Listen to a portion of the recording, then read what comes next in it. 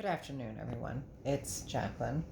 I am back from the gym and relaxing, and before I'm going to go see a movie later today, I'm going to go see The Green Knight, which I'm super excited about seeing. It's my second most anticipated movie of the year, and the next one being the first place being Dune, of course. That new Dune looks phenomenal. I actually just finished the second book, Dune Messiah, and then I've got to read Children of Dune next. Oh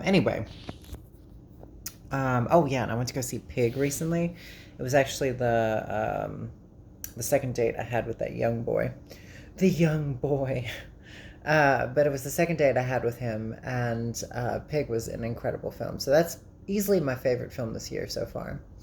And then, so my subject today, it kind of ties in with being trans because I think it's actually an issue that I think society, specifically Americans, it's all over the world, but excuse me, um, it's something that a lot of Americans have. It's more obvious in the United States. In other countries, it's just a little less obvious on a large scale. But broadly looking at it, it's definitely an American thing. So I think like the biggest issue with the United States, the biggest issue, the thing that causes the most problems, it's not political parties, it's not politicians. All of that ties in, yes.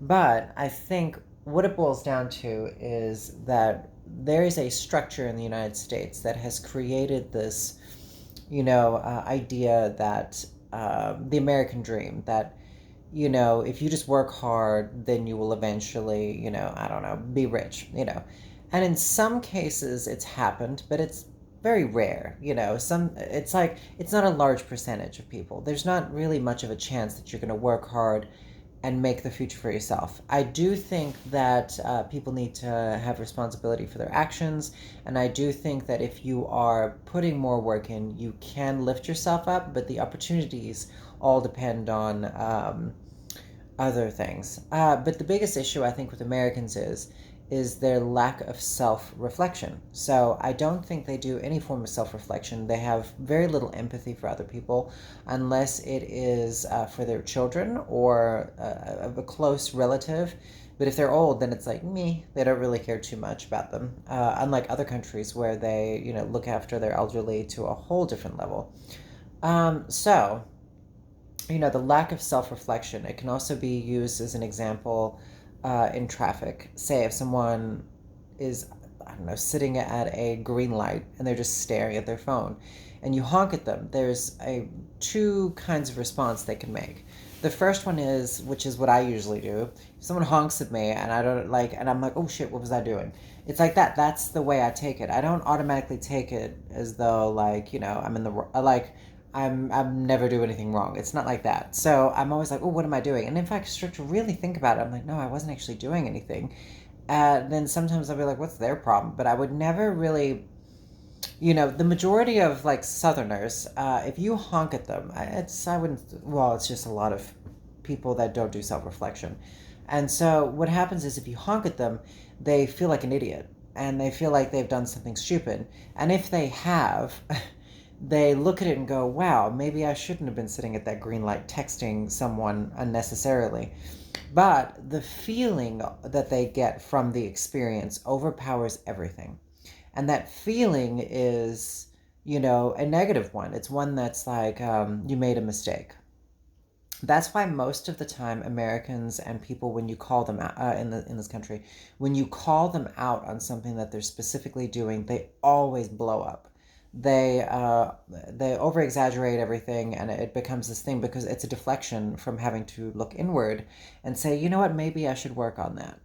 And it's because of the type of upbringing they've had in the States. For example, when I moved here when I was in seventh grade, I thought the kids were insanely inexperienced with just everything other than bookwork, mathematics, and stuff like that. And it was more designed specifically to pass ACTs. It was specifically designed so that they can get a job that is going to make them a lot of money. And that was the goal. And teachers would say, if you want that sports car, you're going to have to get good grades. And it's true. But the thing is that happiness doesn't come with these things.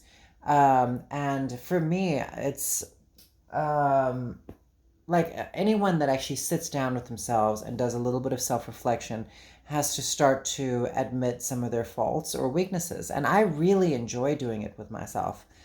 For example, like the anti-vaccine people, same situation. They don't care about anyone else but themselves, and they don't care about their anyone basically. And what they do is, when they are told to put a mask on, when they are told that they don't that if they don't get vaccinated, and then you throw science at them or facts about virus mutating and whatever, and it's going to change, and they don't care, because the feeling they get is that you're telling them what to do, and they don't like that because no one's ever told them what to do. Their parents usually threw a Happy Meal at them, turned on some video games, and just wanted them to shut up, And so what happens is that they always get what they want. And there was a reason Donald Trump was president. And it's because he's loud, he's obnoxious, he's morbidly obese, he can eat whatever he wants. He purchased his wife. And it's like Americans want to be him. He is the American dream in a human being. He could just bully anyone he wants. He can get whatever he wants. And if anybody says anything about him or calls him out on his actions, he freaks out and he starts insulting them. It's the American culture. It's what this country has become. It's pretty sad, actually. It's once you start to really think about it, it's actually kind of horrifying.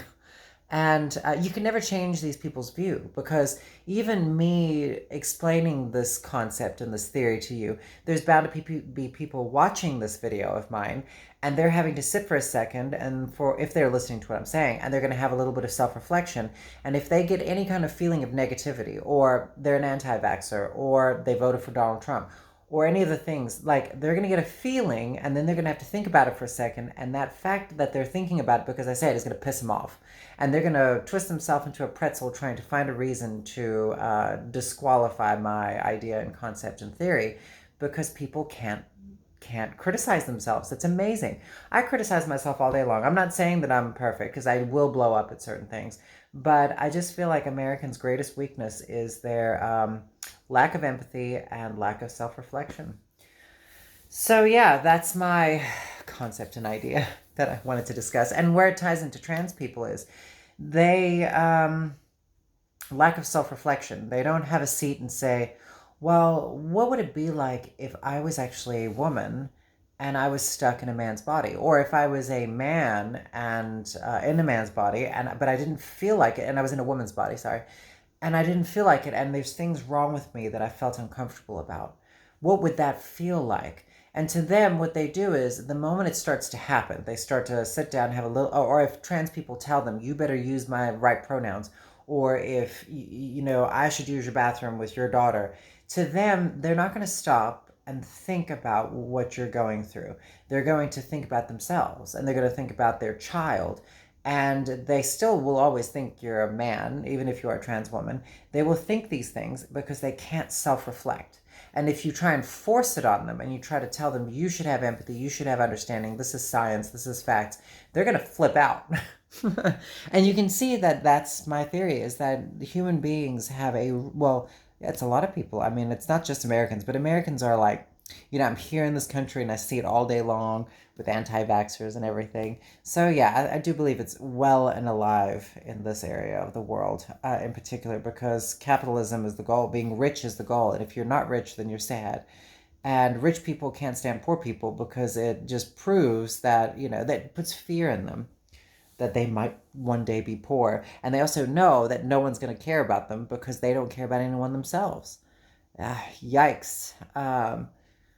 Anyway, I hope this isn't like a rambling. It totally makes sense to me. And I think, like, I've discussed it with a lot of clients, and I think they understand what I'm saying. And it becomes really interesting. And that's why I prefer to be alone and focus on myself and my well-being and my exercising and my life, and because people just tend to be a disappointment. They don't authentically care about each other. I can usually look at friendships and people, and I could look at them and go, none of that shit is authentic. None of that shit is like legit. It's like a fake friendship that they've created as a bond to make themselves feel better about not actually being honest and truthful. And if you're honest and truthful, people don't like you, especially if you're trans. You know, a lot of people, they will look at trans people and they like to see them as a mental illness or that there's something wrong with them and that they're working on themselves. It's like that. So people will have some empathy with trans people, but don't get too confident. Don't get too good looking. Don't get too successful. Because if you do any of these things, they're going to look at you and go, why is that person that is lesser than so confident and opinionated and all this stuff? And then they can't stand it because they realize that, they're not mentally ill, that they're not any of these things. They're actually just a, confident, successful human being. And that to them bothers them. So they have to attack. That's why a lot of trans murders are usually relationships. There's usually a lot of, it's someone who's dating a trans person or sleeping with them, and they feel that it gets to a point where their emotions become very strong for a trans individual, or they like going down on them and they don't have a vagina or something. And they start to think about these things and they start to overthink it. And then they start to really judge themselves. And then they have to blame someone because they don't have any, the ability to look inward. So what they do is they look at that trans person and they're like, you've done this to me. You've made me like you. You've made me this way. And then they kill them. It's the human race and its lack of empathy is shocking. That's why they don't care about animals. That's why people don't care about climate change. It's all tied together. It's just a little interesting concept that I thought about in the last couple of days. Anyway, so my personal life, still chatting with the 24-year-old. I don't even know what's happening with it. He told me he likes me, but I barely see him. It's weird. And then I had actually, I could probably take that out. I had this tattoo redone. I'm sure y'all could see from a lot of my old videos that it was really blurry. This was the tattoo I told y'all about. That guy blamed my hormone therapy because he overworked it and scarred me. But this was done by someone who's fantastic. It was done yesterday, so it's like, ouchie poo. But it is, looks so much better. He did such a great job, and I'm so glad. It's the crew patch from Alien, the original Alien. It's the Nostromo crew patch. Anyway, so I'm gonna let y'all go. I'll let y'all have any updates. I'm kind of talking to someone else now as well. Like I'm just kind of like putting little feelers out there to test the grounds. This guy is not from here, but he's pretty hot. And there's also a girl that I'm looking at. She's pretty cute, but she doesn't respond as much as she should, and we'll see how that goes. But anyway, I hope everyone's well, and I hope you're happy, and I hope everyone's healthy, and I really hope that, maybe my message rings clear and some people can sit down and do a little self-reflection and start to realize that you don't always have to be defensive about stuff. If you are confident about yourself, authentically confident and secure, there's really not much people can do to you. All right, bye.